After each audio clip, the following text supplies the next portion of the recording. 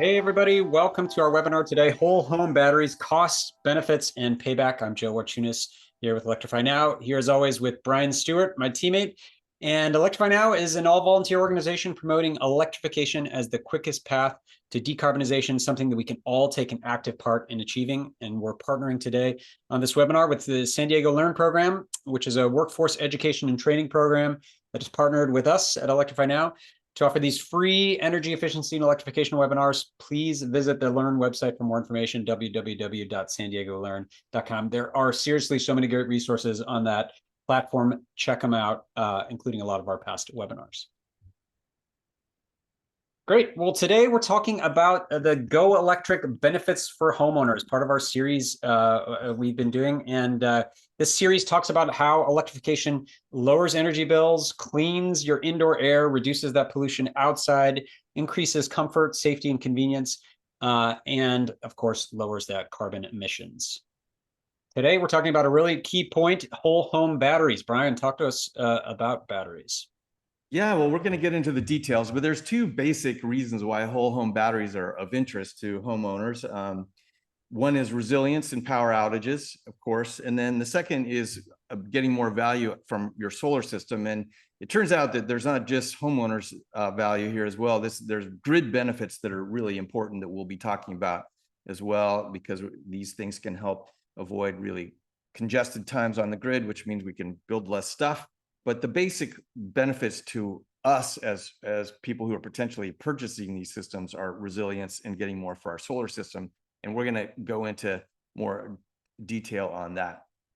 I just like to remind people that, because there's this myth out there that gas-powered homes are more energy resilient, and that's just not the case. I mean, anyone who's experienced this would know that your gas furnace is not going to work because it needs an electric motor to turn the fans to blow the heat around.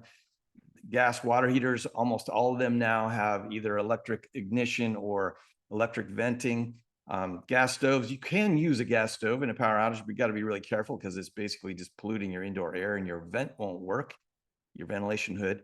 And then gas fireplaces also potentially work. You might have to light it manually. Most likely you have to figure out how to light the pilot light. But that is the one thing that might work in a power outage. So if you have one of those, that can be useful, but these other devices just don't help. Okay, there's also lots of ways to get backup power. We've talked about a lot of these things. We did a webinar on portable generators, and we'll put the link in the chat to that just in case you're interested. But there's these small batteries, portable batteries, of course, battery storage systems, which is what we're really going to be talking about today. There's also natural gas and propane generators, which can be really convenient, but they're expensive and it keeps you connected to the fossil fuel system.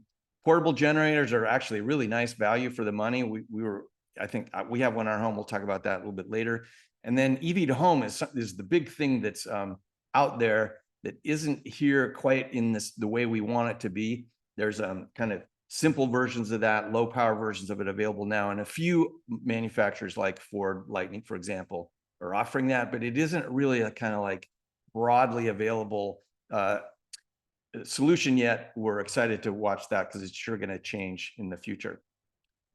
Okay, so one of the things that's really important to understand about any kind of home backup system is that we have kind of three levels of loads. A typical home, on average, home, I guess, is going to consume about 30 kilowatt hours a day. It'll be higher in the winter if you're in a cold area. It might be higher in the summer if you're in a really hot climate, but it'll typically average about 30 kilowatts a day. And then we have all these light loads that don't really take much energy at all. Lights, and even charging our laptops and stuff.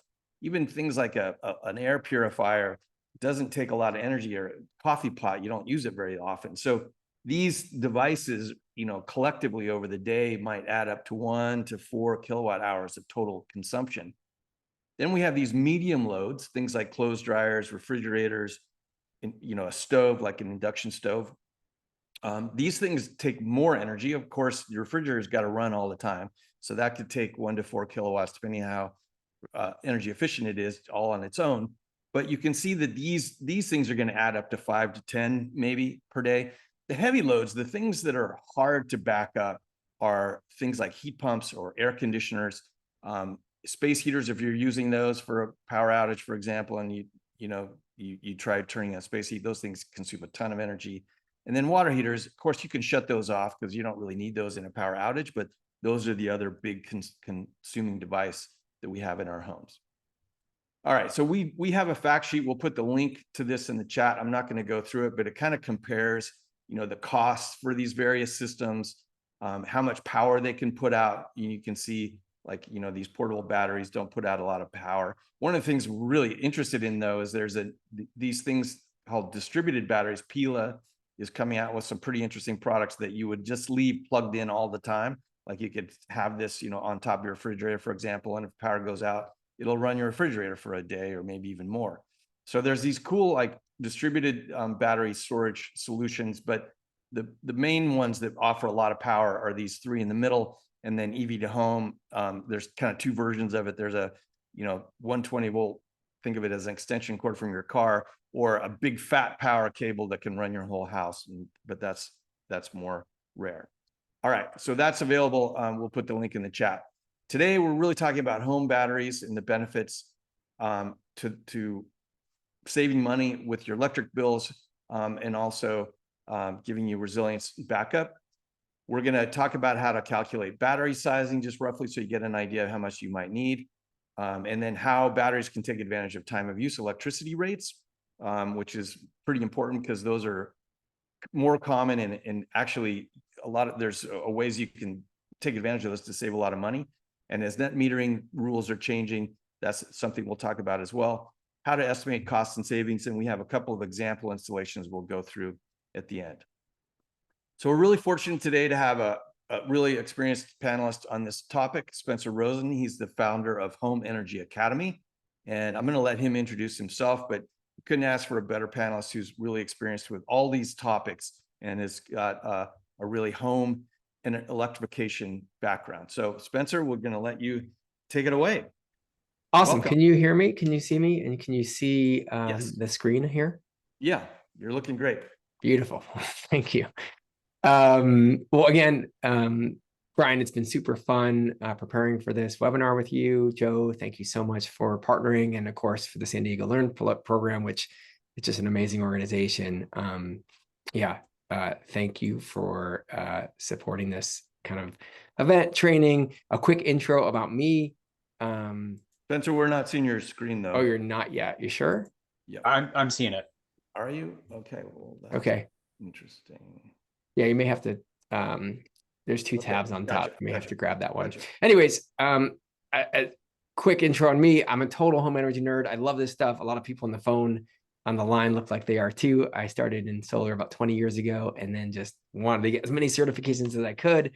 Started off as an energy auditor, and then became a general contractor, an electrical contractor, and did about 100 whole home comprehensive energy upgrades. Sold solar for a couple companies, managed a region for a big solar and battery manufacturer named Enphase Energy, and then created this education organization about 7 years ago.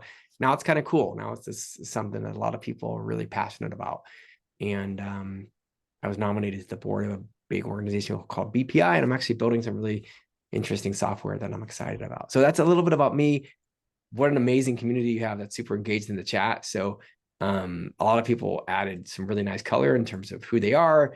If you want to share anything more about your story, where you're from, it looks like we already have like geographies, but are you a homeowner, a professional, or both? Do you have solar? Why do you want to add a battery? Have you completed any energy efficiency? Are you looking at electrification? Key questions, you want to lay them out here right now for today, because we're going to be covering a lot. And if you have attended any of my other trainings in your back, I know we kind of co-marketed this event, so there's a lot of new people, but if you're coming back for more, just thank you so much for being here, and thanks for making the time. Okay, without any further ado, let's kind of jump into the content for today. I guess there's one more preamble, which is I have these 3 secrets that I just think are really, really important when you're considering a energy upgrade for your home. And so I'm going to kind of lay them out real briefly.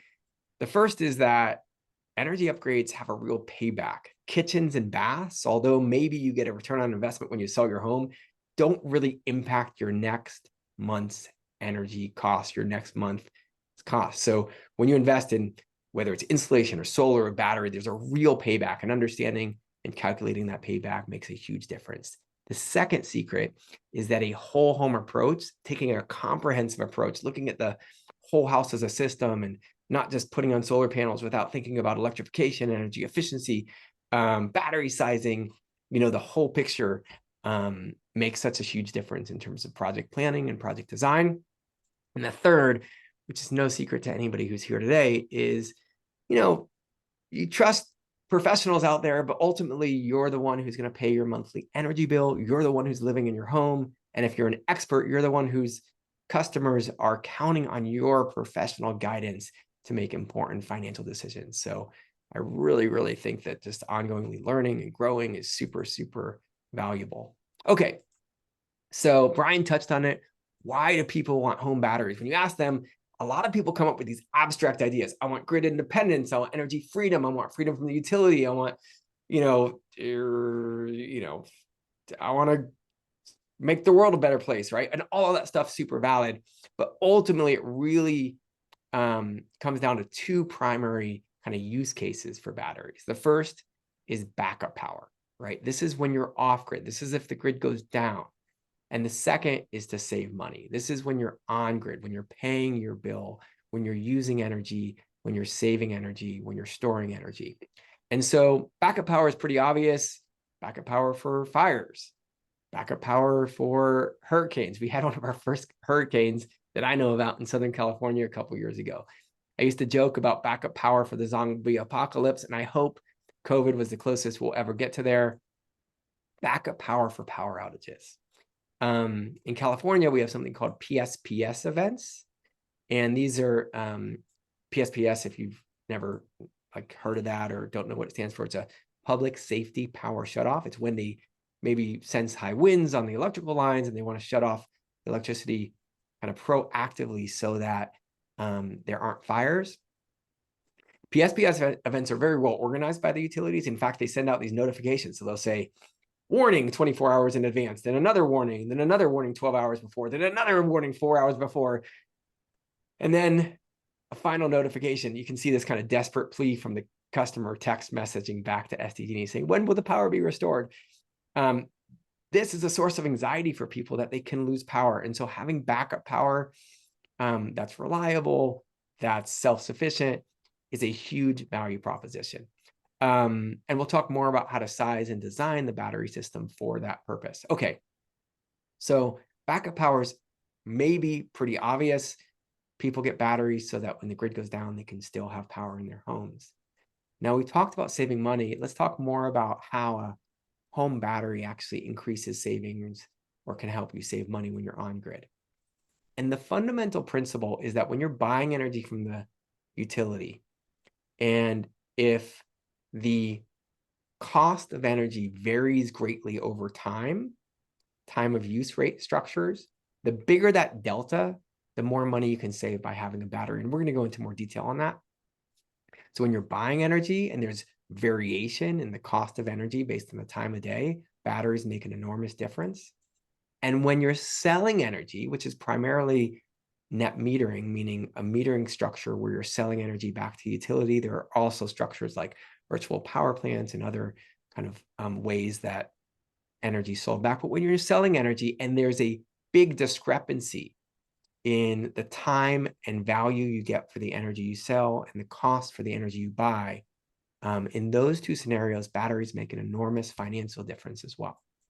So if we kind of look at a day in the life of a solar system with a battery, you kind of track that little purple line. It's in the middle of the night, you're using energy from the grid. Energy is ideally inexpensive, not too pricey based on time of use. And then in the middle of the day, energy is kind of moderately priced. And instead of selling that energy back, maybe you're storing that energy in the battery until you get to the peak period where energy is really, really expensive. Typically in California, that's 4 to 9. And at that point, it's usually when the sun goes down. And instead of using energy that's expensive from the grid, you're using it from your battery. And then, of course, when your battery's empty, if you didn't have enough to last through the whole night, now you can again use energy from the grid, ideally when it's less expensive. And so that delta, that difference between that on peak cost of electricity and the kind of semi-peak or middle of the day period, the bigger that difference on dollars per kilowatt hour, meaning how much that energy costs, the bigger that delta, the more financially viable the battery is going to be, the more savings you're going to get from that battery. About 30 cents per kilowatt hour is pretty good. If you have a 30-cent delta between your on-peak and semi-peak or off-peak, you're going to probably see a pretty good return on investment with the battery. If you're closer to 20 cents per kilowatt hour, still not bad. You'll save some money for sure. You'll also, of course, if you design it this way, get the benefit of backup. And if the delta is smaller, if it's less, like in the 10 cent per kilowatt hour range, you're going to save less money, right? So the bigger that delta, the more you're going to save on a time of use plan. So that kind of gives a quick overview of how you save money based on time of use. Now let's talk more about net metering and how you save money when you export energy to the grid. And so if you think about a standard metering agreement with the utility, you use energy from the grid and you accrue debits, amounts that you owe the utility on your bill, right? This is when you're using energy from the grid. And net metering kind of starts the same way, right? When the sun's not shining, you're using energy from the grid, you're using electricity to power your loads, and you're accruing debits, money that's owed to the utility on a monthly or annual basis, depending on your structure. But when the sun comes out in a net metering structure, all that changes. You first typically are going to feed your loads. The solar is going to directly power the energy users in your home. You notice your bill is not getting bigger or smaller here because you're kind of in a neutral state, right? We call this self-consumption. You're running directly off solar power. And then because you only have about 8 or 10 hours where the solar system's producing energy, and it's producing enough energy to cover 24 hours of usage, during that 8 to 10 hours where it's producing a lot of energy, you're typically producing more than your house is using. And that excess that you're producing will go back to the grid, spin your meter backwards or point the arrow to the left on these new systems. And ultimately, on a daily basis, it can accrue credits, credits that are kind of able to be pulled from in the future, right? And then kind of the cycle repeats, the sun goes down, you now start using off the grid again, and you're using debits that you have. Now, when you look at this on kind of like an hour by hour basis, like a day in the life, what you'll notice is typical consumption patterns are higher during that peak period. That's why time of use is more expensive there. And we have kind of the yellow lines right there, which represent solar production. And so the yellow lines are going to basically be used to offset that gray usage, right? So you think about the gray lines as a kilowatt hour usage. So it's going to basically cancel out any usage that it can cover and make it invisible to the utility. Those yellow lines can't be seen because it's direct solar that's being powered, or direct loads that are being powered from solar at your home. The red lines are the energy that you're still using from the utility, and the green is the energy you're selling back. So yellow kind of like disappears. And what we'll see at the end of the day is the red lines are the imports, the energy that you use, and the green lines are the exports, the energy that you sell. You can think of this as usage and credits. And the major difference between different net metering programs is the value of these credits. How much money, how much value do you get for the credits that you sell? So I'm going to give a California example because a lot of the participants are from California. You don't have to be from California. This will still help your understanding of net metering overall.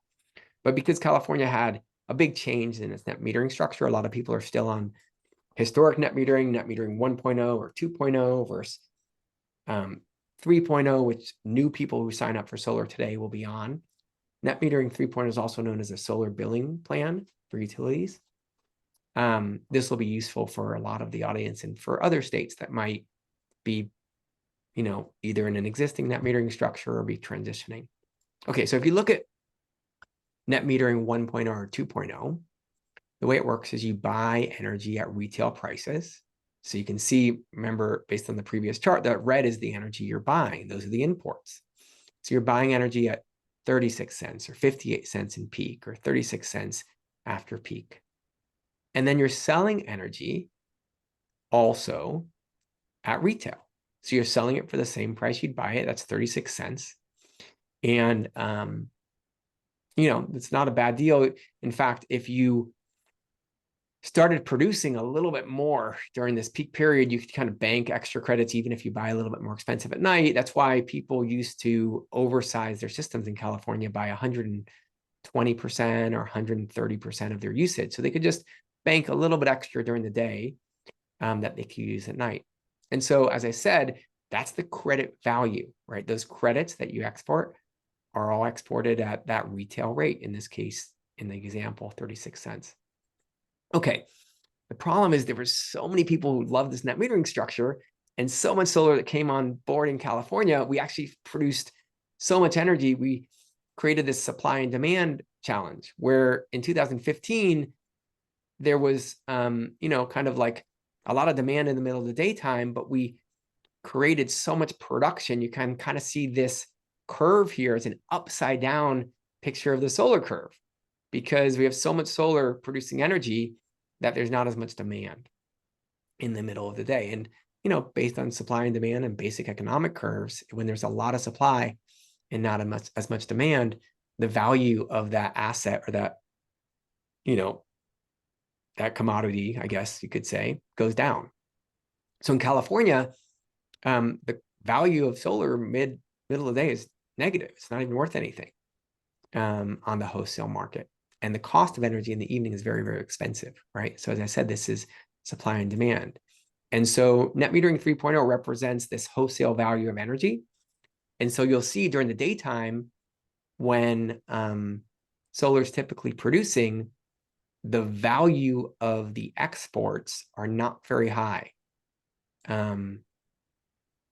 So take a look again. We're buying energy at 36 cents. We're buying it at 58 cents. And we're selling energy at wholesale values, which if we looked, for example, in the month of April, that would be 1 cent per kilowatt hour, right? So we're selling at 1 cent. And if we looked in the month of July, it'd be a little higher, 6 cents and 12 cents and 14 cents based on the time of day, because demand's a little higher in July. And so, a lot of people look at this and they, get kind of annoyed. They get mad, they get worried. Maybe they get resigned about what they're going to do about it and don't take any action. But you're here getting educated, so you can get creative and use the solutions that are out there, get strategic, and ultimately get action, because solar with a battery really solves this problem. It's kind of like the superhero of the equation. And so let's take a look at how solar works with a battery, right? We're going to, again, when the sun is shining, we're going to feed the energy to the house. The extra energy, instead of being sold back for a low value, is going to charge up that battery during the daytime. And then any extra energy beyond that can be sold to the grid, spin that meter backwards. And then when the sun goes down, you're going to feed your home first. And if you have extra, you can even export energy back to the grid. Kind of jump through that animation a little bit quickly. But to look at it in this kind of cool little daily picture, imagine those exports go into this battery, filling it up. And then that stored energy gets deployed to offset the energy that you would have imported. If you have one battery or one battery proportionally, depending on how much energy you use and how big the battery system is, you might eliminate some of the exports, maybe peak. Maybe that's the goal if you are on net metering 1.0 or 2.0. Maybe you add a second battery and you take the rest of that energy from the second battery that you stored and you eliminate the rest of the usage that was coming from the grid and could get closer to zero imports, right? And so that's kind of fundamentally how the battery is going to save you money. Okay, so I think we're doing good on time. We're now going to talk a little bit preliminarily about how to size batteries. We're going to take about 10 more minutes on this and then get into some questions and answers and go through some case studies. Battery system sizing can be complicated, and I'm going to try to give you kind of the back of the envelope starting point. So don't take this as like the perfect equation in all scenarios. There's a lot of different situations, but this will at least get you thinking about what size battery you'll need. And so the way I typically approach sizing batteries on two factors, the primary one being energy, and the second being power, energy being power over time. You could think of this as like the size of the battery in terms of how much it can store, like a pool storing a certain amount of water. And you can think of power as how fast the battery can fill up or empty. You could think of that more like the pipe on the pool that could either fill it up or drain it. So we'll start with energy, and energy is measured in kilowatt hours. And so what we're going to try to determine is how many kilowatt hours do we need with our battery? And I have this kind of simple starting equation, which is how many daily kilowatt hours am I using? What percentage of the energy is not coming from the sun? And how much of my non-sun usage am I going to cover? Now, I'll go into this in more detail, but just as a starting point, you're kind of taking how much I'm using in a day, how much is not coming, what percentage is not coming from the sun, and of that remaining usage, what percentage do I care about, right? Am I eliminating all of my usage from the grid?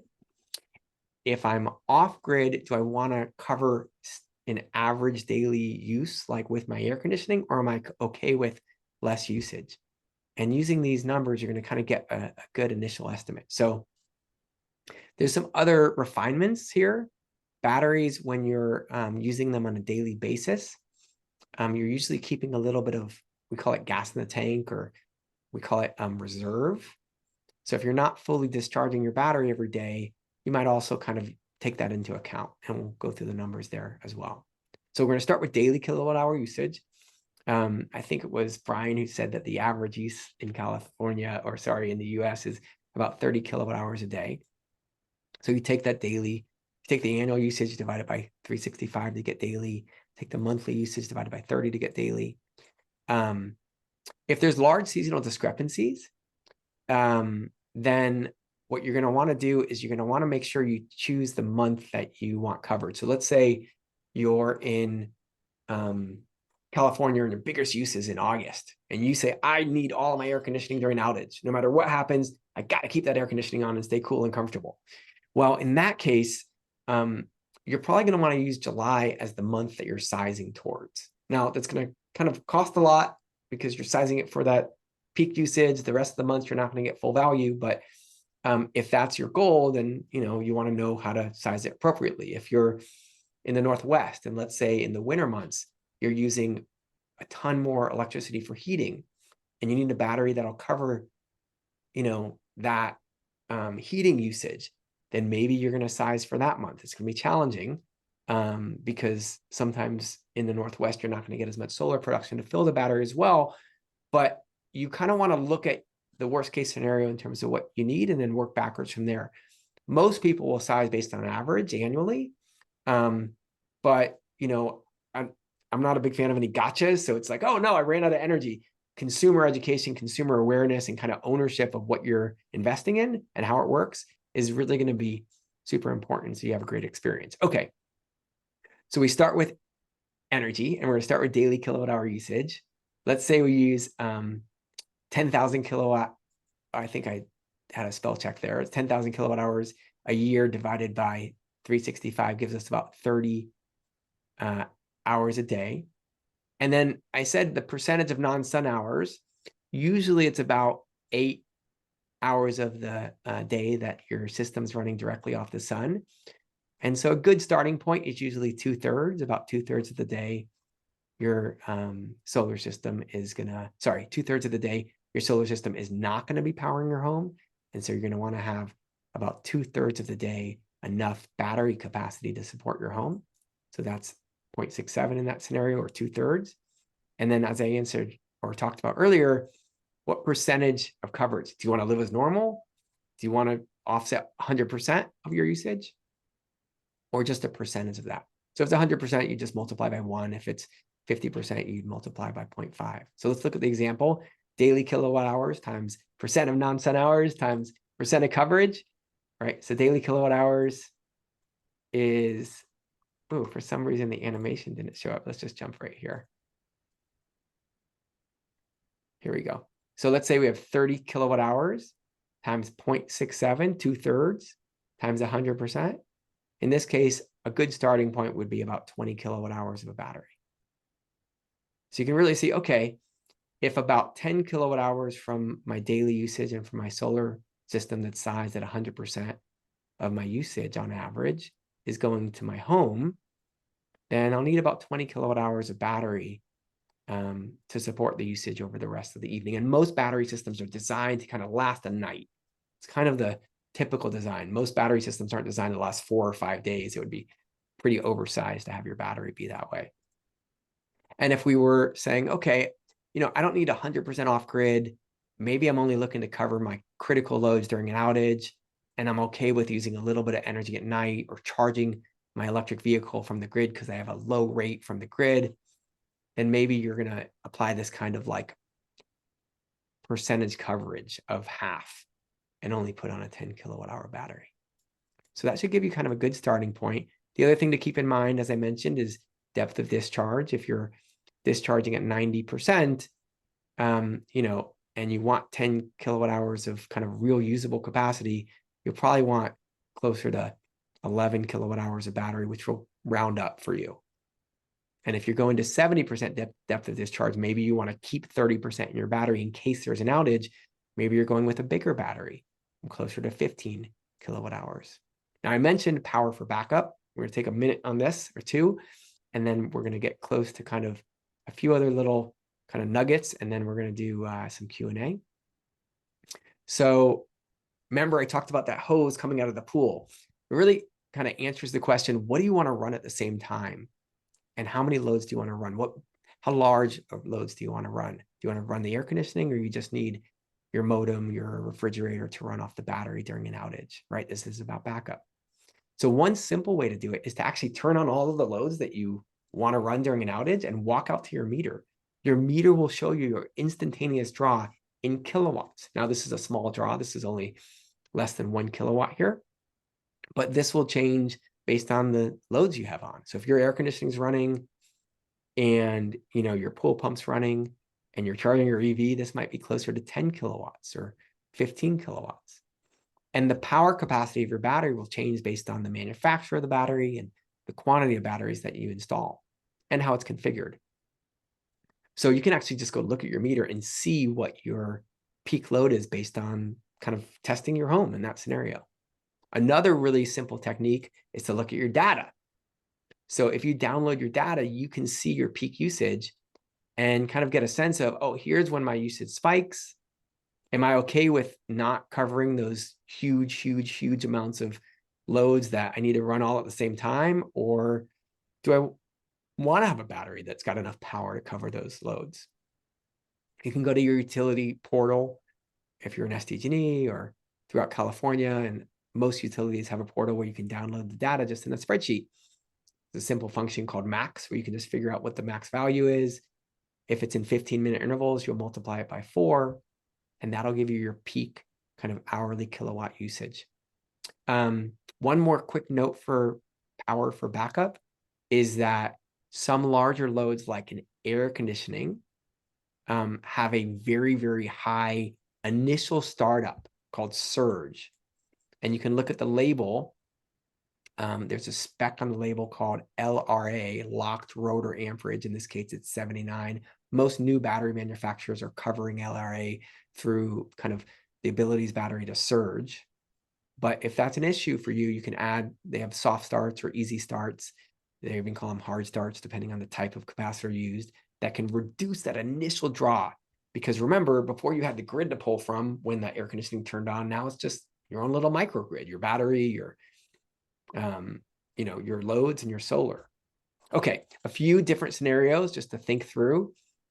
If you're in the Northwest and you have high winter usage and lower winter production, you're going to probably want to size your solar a little bigger, your battery a little bigger to cover those winter months if you really need that kind of full coverage or significant coverage, right? There's some days where your solar is not producing as much. And it's something to keep in mind.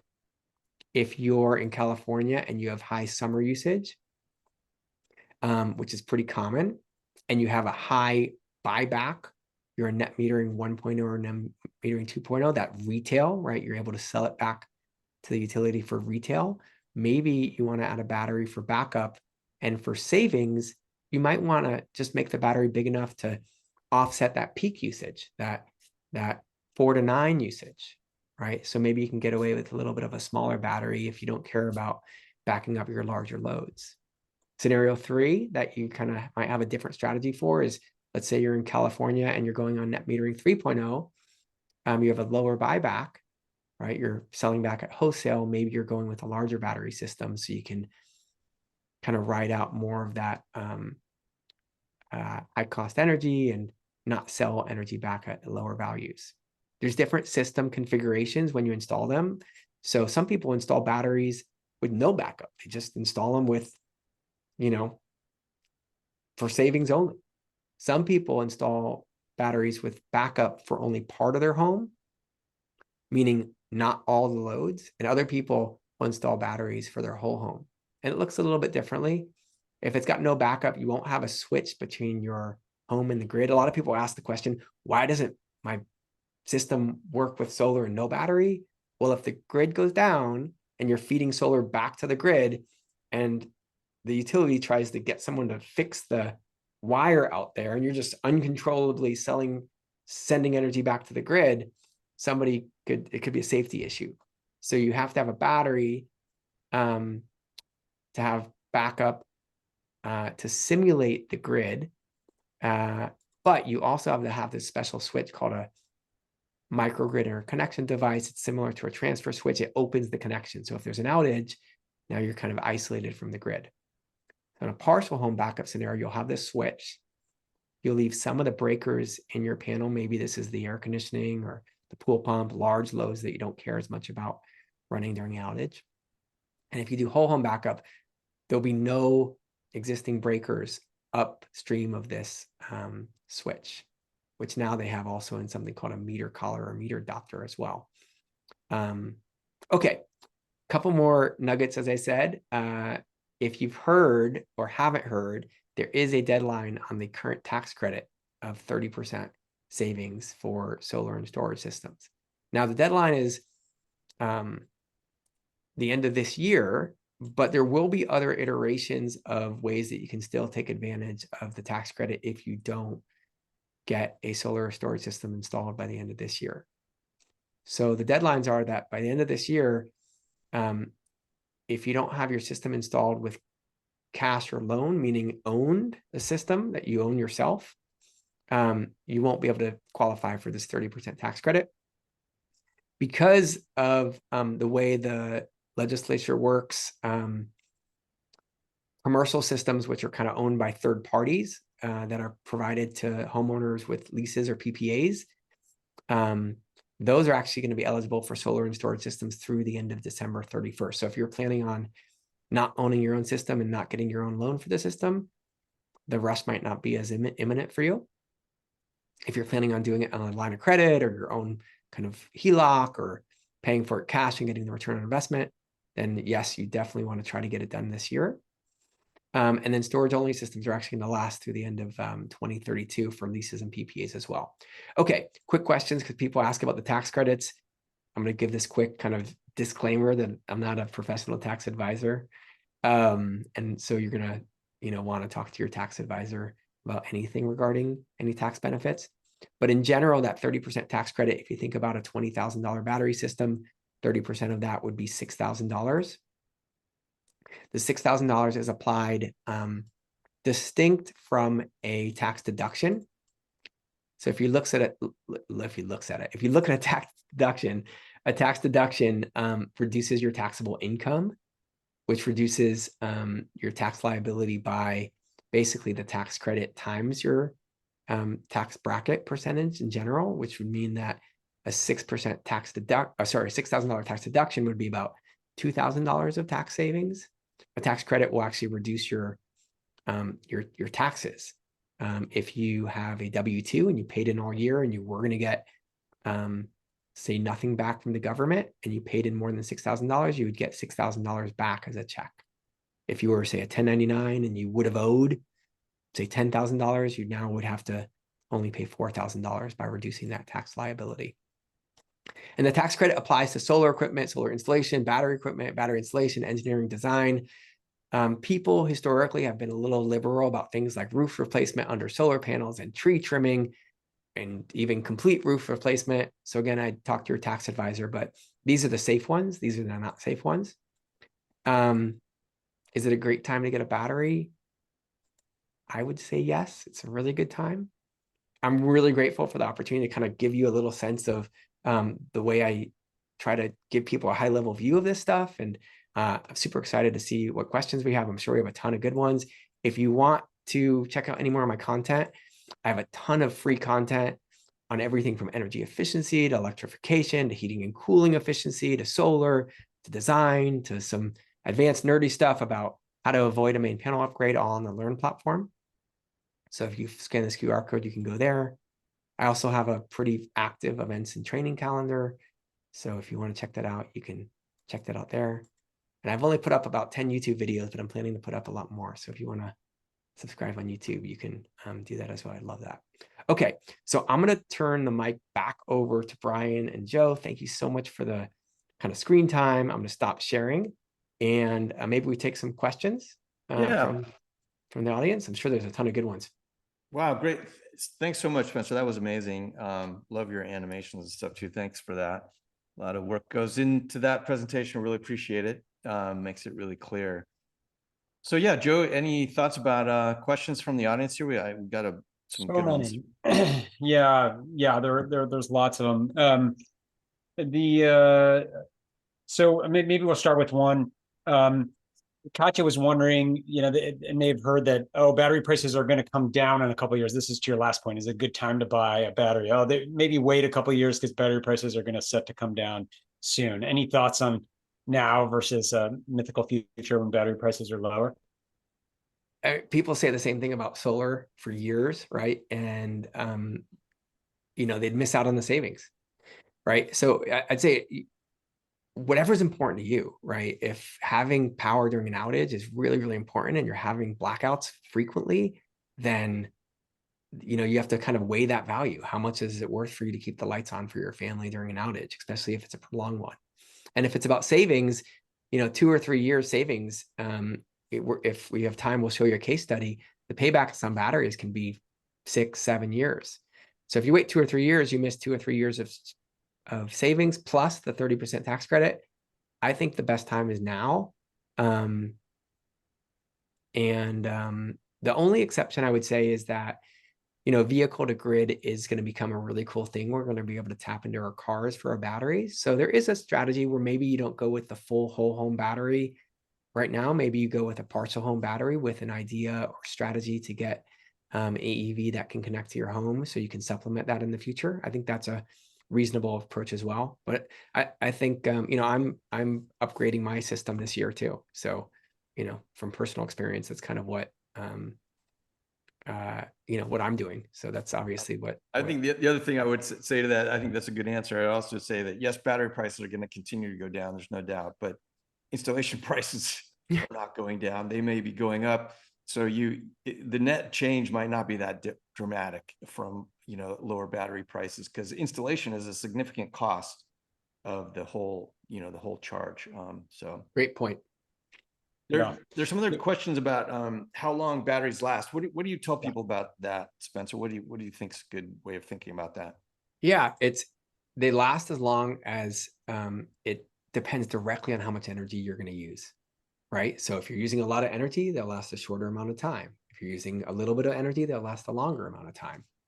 So that starting point of how many average kilowatt hours am I using on a day and how many kilowatt hours do I have in my battery is a great place to start.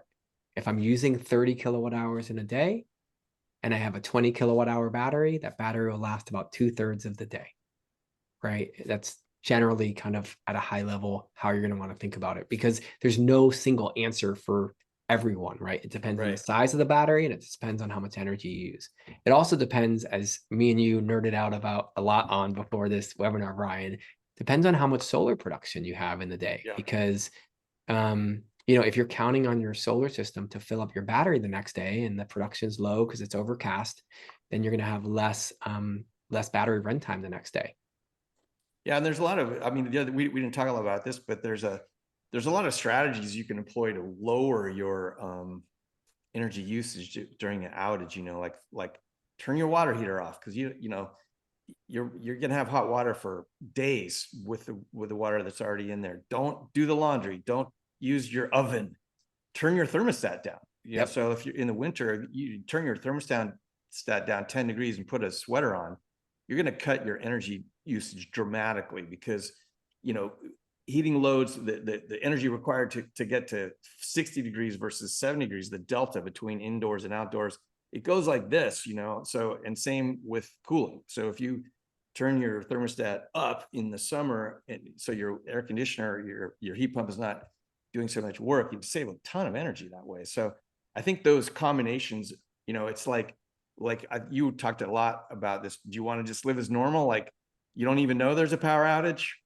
Okay, then you're not going to get very much out of your battery. But if you take some strategies to reduce your energy usage, you'll can milk that thing for a lot longer for the really important things, like making sure your food doesn't go bad, make sure you have lights on, that kind of stuff, which I think is sort of the really most important things probably in power outages. Yeah, great points. And I don't know if you've done any webinars on this. I wouldn't be surprised if you guys have, but you know, there are all the smart controls, right? There's smart panels and there's smart breakers. And so there's a lot of technology. If you want to kind of enhance your system, you want to be a little strategic, where you can literally set it so that, you know, my air conditioning is going to turn off when my battery gets to 30%. So that, yes, I'd like to use the air conditioning, but I don't want to drain my battery all the way down to zero with my air conditioning. So I want to keep that safe. I had a customer once who traveled a lot, and you know, some people would say, oh, I can just turn off my air conditioning myself, and if there's an outage, I'm going to be monitoring my battery. But his concern was, if I'm traveling and, you know, my pool pump's running, I can't do anything about it, and it drains my battery. Now everything in my fridge is going to go bad. So those tools can be really effective. Okay, another take on how long batteries last is how many years of use out of these. So and also how many cycles too. I had Sorry? this question too, Spencer. We were chatting about it earlier. You know, I got a battery system last year. I don't use it a ton. I let the utility can use it, but it's not cycling a lot. But do batteries degrade faster if they cycle? And then how many years is Yeah. Battery warranties are very similar to car warranties, right? They have the years and the mileage. So with batteries, they have the years and the cycles. And most battery manufacturers will warranty their product for one full cycle per day. And that's typically all that someone's going to use. If they have a 10-year warranty, they're typically going to have a cycle warranty at 4,000, which would be more than, you know, 365 days a year. Most battery warranties are 10 years minimum at 70% state of charge, meaning it'll be at least 70% of the kind of storage capacity as when it started at 10 years. Some manufacturers are up to 12 years and even 15 years. Usually they drop down the state of charge to 60%. And I think there might even be some that are going to 20 years, but most batteries will last 10 to 15 years based on their warranty. And manufacturers, you know, aren't going to put a warranty out there that they're not going to stand behind. They're not going to make a huge liability. These are publicly traded companies typically, or large private organizations that have to show a balance sheet to cover the warranty. And so they're going to provide a warranty that's going to support the battery lasting at least that long. Yeah, that's another thing that seems to be changing, isn't it? I mean, I just heard a Volt podcast recently where they're saying utility scale batteries, they're talking about lasting longer, more cycles, no problem, and also, you know, using them down to potentially like 95% of the capacity. Whereas before we always thought about, yeah, you don't want to go too low, but I think the newer batteries are getting better and better on being able to discharge more of their total capacity. Yeah, the LFP chemistry, the lithium iron phosphate, has always been known as a kind of longer lasting battery, but these batteries haven't been in homes and in utility scale situations for 10, 15 years. So a lot of the testing is accelerated testing in the laboratory. And so manufacturers have to be relatively conservative. I wouldn't be surprised if they last, you know, 20 years plus in a lot of scenarios. Well, since you mentioned the chemistry, I mean, I don't know if I saw that question in the chat, but what is the difference in chemistry that is available for these batteries? Are they converging on one, or what's happening there? Yeah, the two primary chemistries are lithium iron phosphate, the one I just mentioned, and the historic one, which is lithium. Oh, for some reason, I guess 236 people on the webinar. I had to have one answer I didn't know right off my cuff, but those are the two primary. And yeah, I mean, a lot of people are moving to the lithium iron phosphate as the kind of gold standard for battery chemistry these days. That's cheaper. Okay. Actually, I So actually see one in the chat that was a really good point by yeah, somebody I go for it. really respect. If you don't mind, Yeah. I grab Yeah, it. please, please. So somebody said the tax credit for leases and PPAs only applies. So the homeowner doesn't get the tax credit when they get a lease and PPA. And I think that's a really important distinction. It's true only for loans, like personal loans or cash purchases, will the homeowner get the tax credit directly. The goal is, or the idea is, that when tax credits are available for the corporation, as well as accelerated depreciation of those assets for that entity that's providing the lease or loan, that they'll be passed on to the customer in terms of their monthly lease payment or their PPA dollar per kilowatt hour price for electricity. So that's the goal, and we'll probably see some of that. How much is not guaranteed, of course, as it is when you buy it yourself with cash or a loan. Right. Yeah. I'm going to try to merge two questions together from Debbie and Pete. Ooh, Debbie's ambitious. wondering about the if you have is there a minimum in like kilowatts and kilowatt hours that you're looking for these battery systems? Is like 10 kilowatt hours the minimum? So that's one. And then Pete's wondering if 15 kilowatts, so that's the rate of speed you can get, is a good for a battery in the Northwest. Yeah, great question. So yeah, I'm going to go backwards in time. 15 kilowatts is typically more than most homes will use. 15 kilowatts is a lot of power. Yeah. Most homes as a peak will use between about 5 and 10 kilowatts of peak power. If you have an EV and you're running your EV and your air conditioning and your oven at the same time, you might get closer to that 12 to 15 kilowatts, but that's a lot of power draw. Large 4,000, 5,000 square foot homes might get into the 20 or 25 or 30 kilowatts of power, but in most cases, 15 kilowatts is going to be great for the majority of homes. In terms of battery starting systems, most batteries start at 5, 10 kWh as a modular kind of starting point. There's really no right size. There's just a right size for you and your situation, what you care about, how much you want to back up, how much energy you're using, right? If you have a 900 square foot bungalow in, North Park as an example, and we have a lot of bungalows in North Park, San Diego, you may be fine with a 5 kilowatt hour battery that could keep, the refrigerator on, the lights on, your internet on, open your garage door. And with the sun down here in San Diego that we have, you'll fill it up almost every single day. So it really depends on your goals and where you're located and the kind of home you have.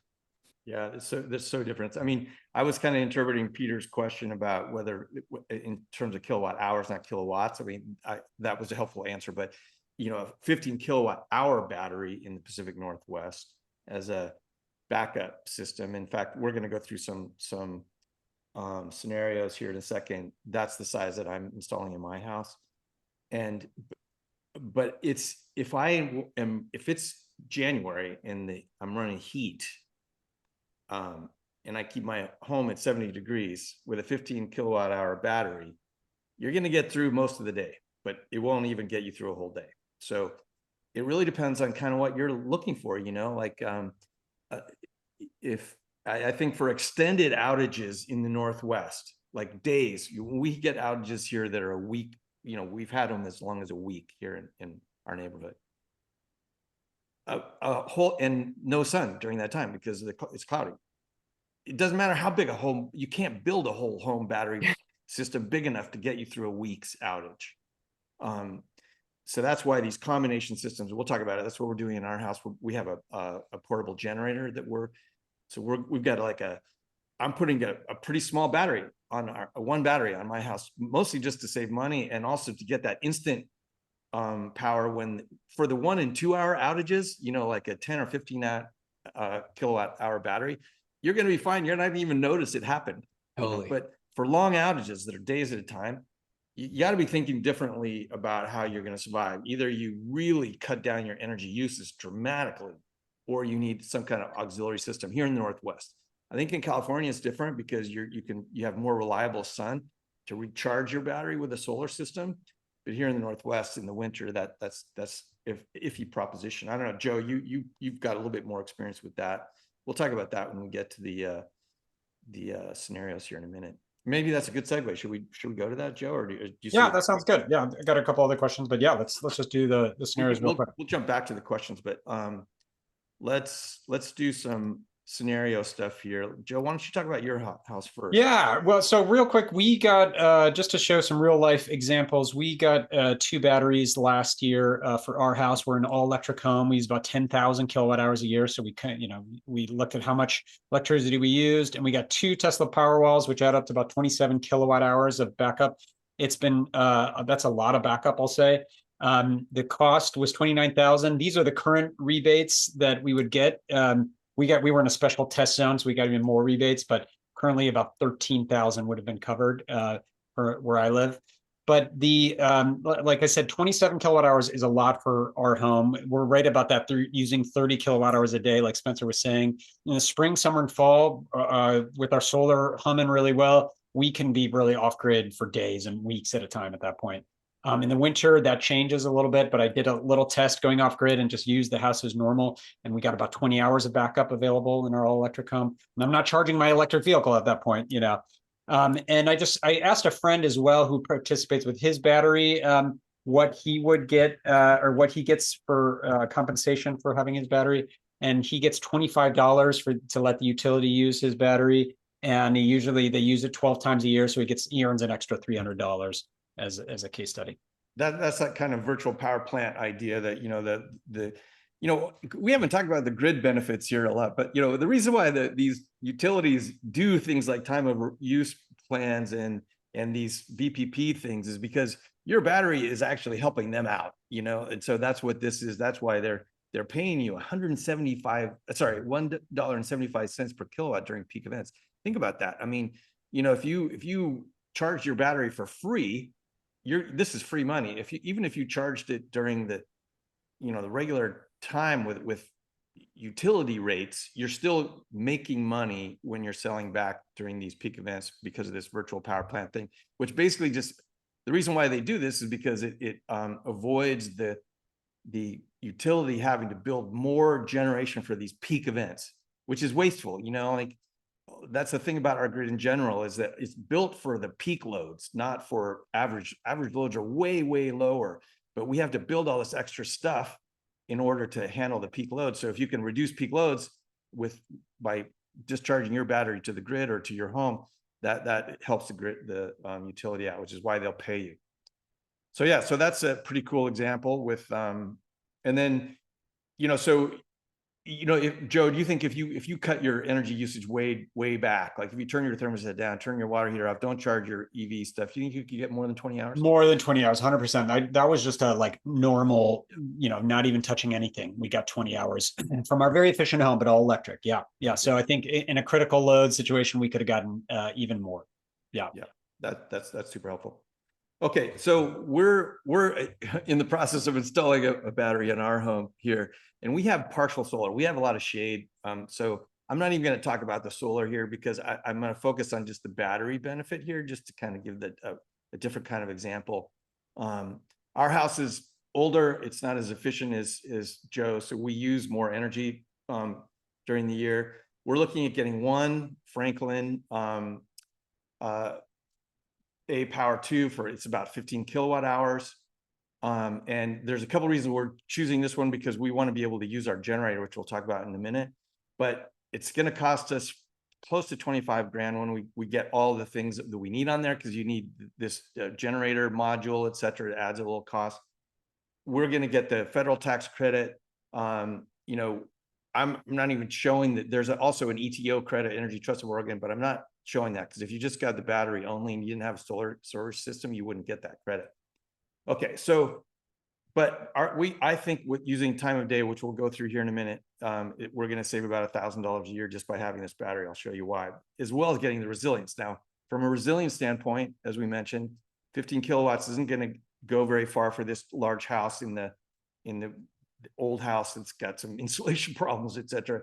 In the wintertime, it's not going to give us a lot, but it will give us that instant, as soon as our lights won't go off and stuff like that, which will be great. And then if we have a larger outage, I've got a little portable generator because we did that portable generator webinar last year. And, I was trying it out on my home. Those things are incredible value. You're talking about, maybe $2,500 or $3,000 by the time you do some wiring to get a generator, which will last relatively indefinitely. You have to have gasoline to run it. But so what I figure I'm going to be able to do is, in a short outage, I won't have to do anything. In a longer outage, I can charge my battery up, then turn the generator off, because having a noisy generator out in your yard is like kind of annoying. So I can just kind of keep my battery charged with the generator. That's the plan. Okay, so then there's this, as Joe mentioned, there's this smart battery program. Because we have a smaller battery, we won't earn as much, but we can still earn about $200 a year.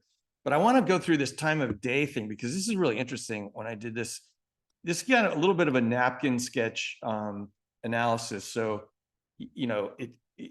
but I did it a couple different ways. It worked out basically the same. If you do the basic service here for PGE, you're paying almost 20 cents a kilowatt hour all day long. It's just the same cost all day long. If you go to time of day plan, it's really cheap at night, like from 9 p.m. to 7 a.m. it's 9 cents, really cheap. And then during the middle of the day, it's still a little bit cheaper than the basic service, about 17 cents.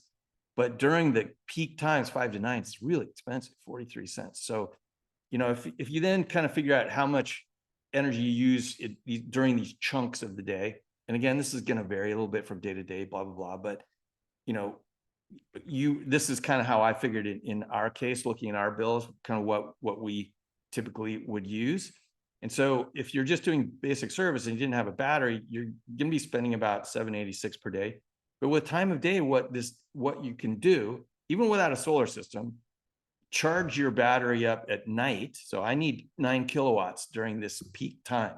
So I got to pay for an extra 9 kilowatts at night when the energy is really cheap, in order to avoid using any energy from the grid during this peak time. And I could probably even offset a little bit during this mid-peak time too, but I'm just looking at, this is the key thing to avoid. But now instead of $7.86 a day, I'm doing $4.98. You add that up over the course of a year, that's about $1,000 a year you're saving, just by avoiding using time during buying power during that really most expensive part of the day. And then, it's hard to quantify what the resilience benefits are, but my battery life, last 15 years, then I'm getting pretty cheap resilience. That's the way I think about it. So there's 2 examples in the Northwest. And I know, Spencer, you got a good example from the California area, which might be helpful for people to see too. Yeah, I have one more. I'll just show you. This is like a NEM 3.0 example. I don't promote any individual installer, but I do want to say thank you to a company called New Day Solar that provide it. That they're actually doing some upgrades in my home. So I want to thank them for giving us this case study. So this is a house that's using a lot of energy. They're using 21,721 kilowatt hours per year. That gives an average daily usage of about twice the standard home. So they're going to need a big solar system, almost 15 kW, which will produce, they oversized it a little bit, right? So they're producing about 105% offset is what we call that, right? About 5% more than they averagely use on a daily basis. Averagely, that's a new word.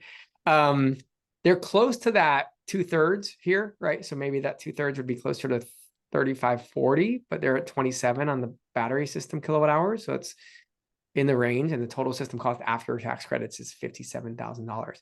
That's just kind of an overview. But here's the really interesting part about the proposal that you'll see. If you never looked at like a proposal, especially in solar billing. What you'll see is that if they were to just get a solar system here, their monthly bill would be $233. And it really takes that. So their existing bill was $714. So still some substantial savings. It means they're probably using a pretty good amount of their energy use during the daytime. You can see they're charging their battery during the daytime here. When they add a battery, their bill goes down with solar and the battery to $64. So you can really see, to get the savings, really eliminate 90+% of their electricity bill, they really need that battery to get there. Solar alone wouldn't get there. They could keep increasing the size of their solar system and it would only nominally reduce their savings. I've run these models and looked at these scenarios in a variety of different roles I've had over the years. What's really also telling is if you look at the solar only here, on the daily grid usage, when they have solar only, their usage from the grid is about 56%. So that means of the energy they use, 56% of it's coming from the grid, only 44% of it's coming from solar. And when they add that battery, only 11% of their usage is coming from the grid and 89% is coming from their own system.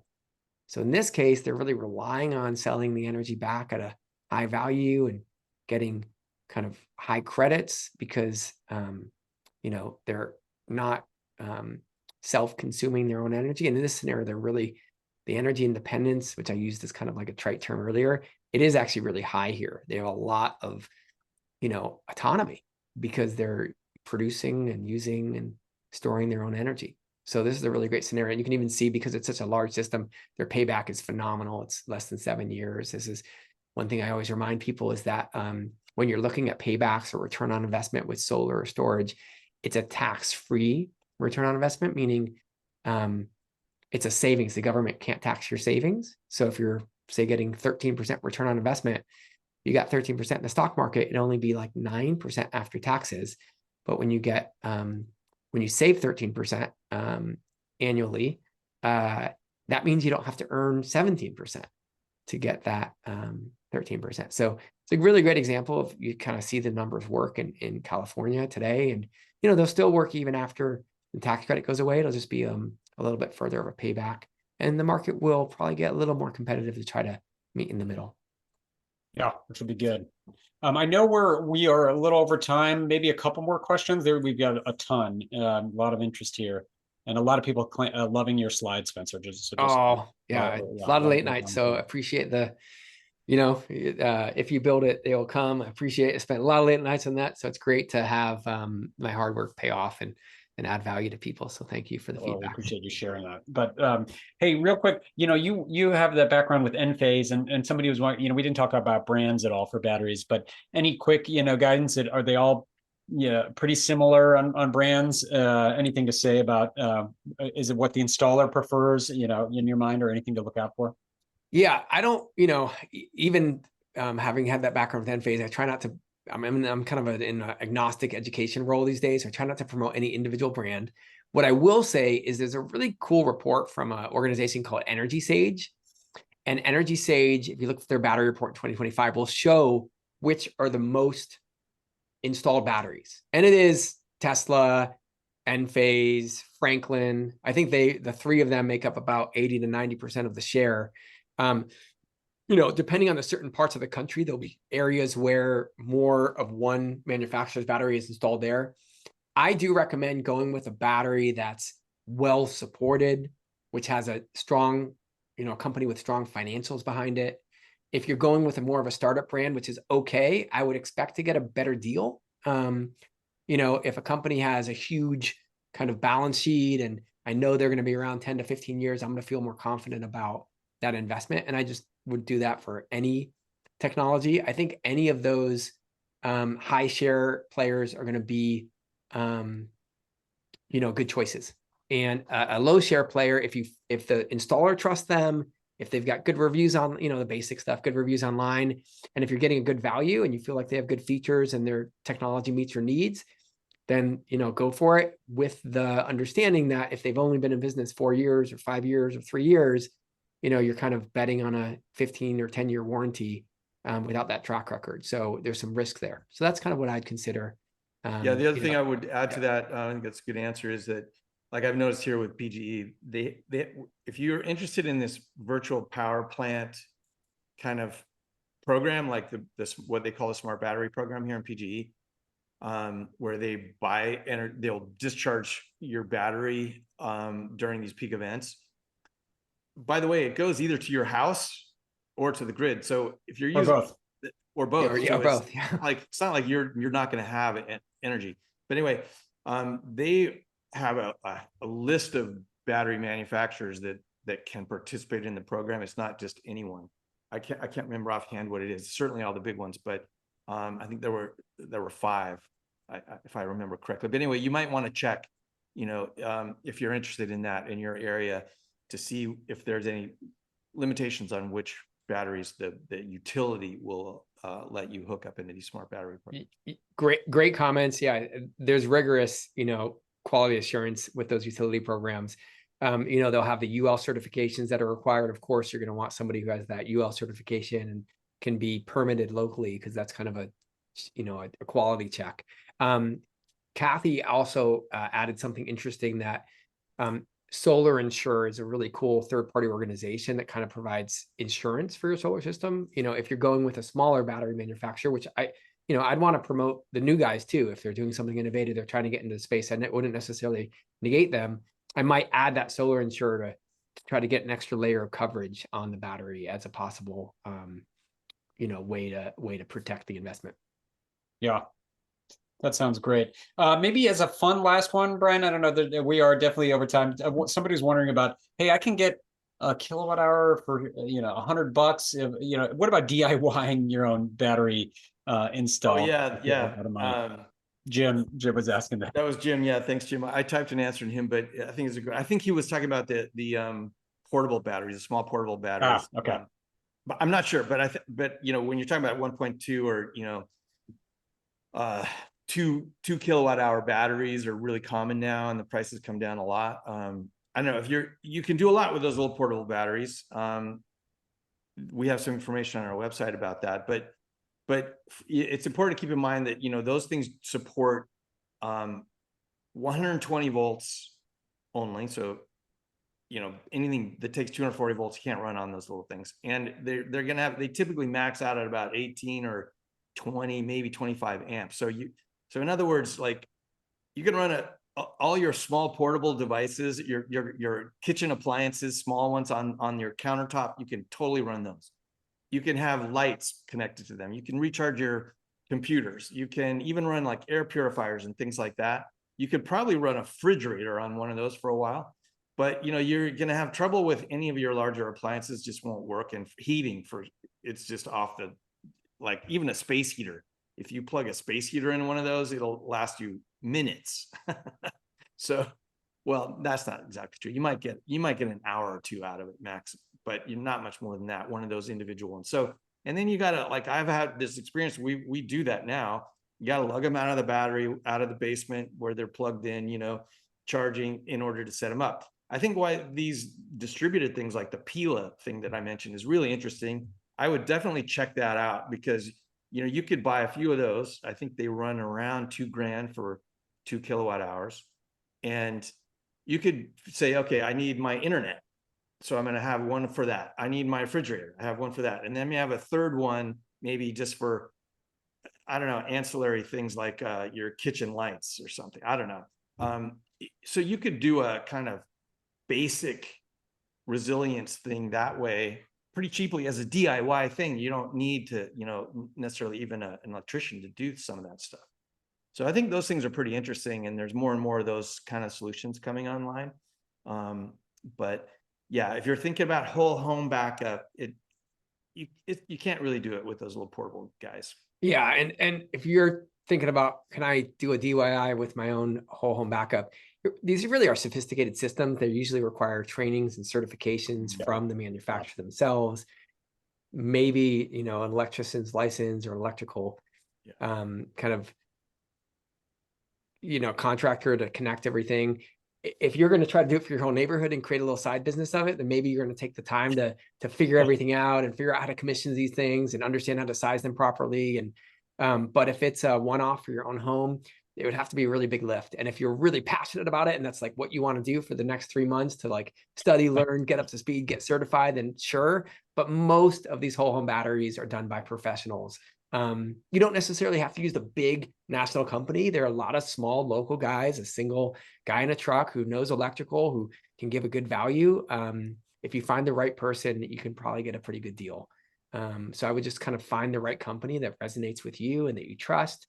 If you're going whole home, and then I agree with Brian 100%, those DIY solutions, Pila, the portable power stations, those can be really great kind of supplemental, simple, plug and play, ready to go solutions that won't be a minor degree in electrical engineering.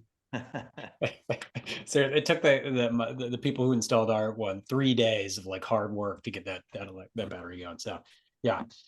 Well, we are, I We think, should probably wrap over it up. time. Yeah.